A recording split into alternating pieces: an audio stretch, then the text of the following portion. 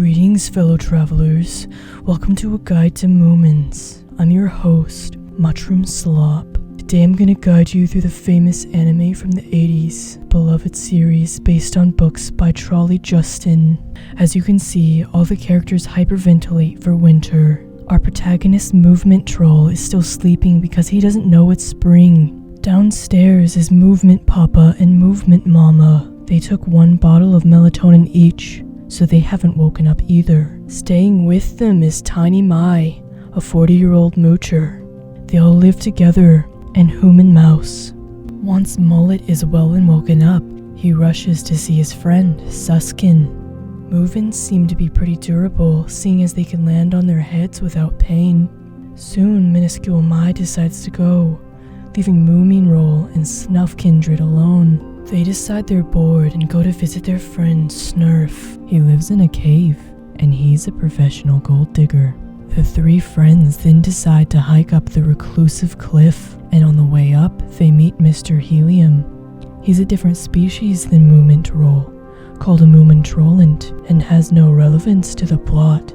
At the top of the cliff, our protagonists find the Slop Goblin's hat, which does exactly what you don't want it to do. It gets stuck on Monkey Papa's head, so they turn it into a trash can. Then we're introduced to Sonk Mignon, another Moomin Trollant called a Snurk. She invites her brother, Simp, to come along to Moon House, but he's too busy working on his flying garden shed.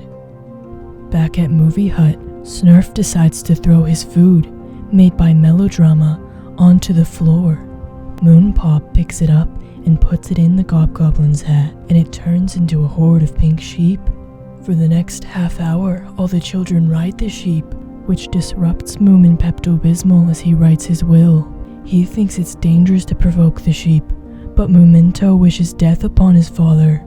Because of his durability, Monty Python manages not to break his back during the fall, and he uses what strength he has left to complain to Melon Baller. Meanwhile, Snarf seems to be having trouble with his candy floss. It doesn't seem to like his personality and disintegrates before his very eyes. Even Lysol Y can't convince her clown wig to stay. Mole Rat and Short Maiden have the last ones, meaning Snurfkin and Loopy Sky have to warn them before they fall and break themselves, or at least Snorkslayin because she's not as durable. Eventually, they all decide to play hide and seek, and Melvin hides in the Hobblegobble's hat.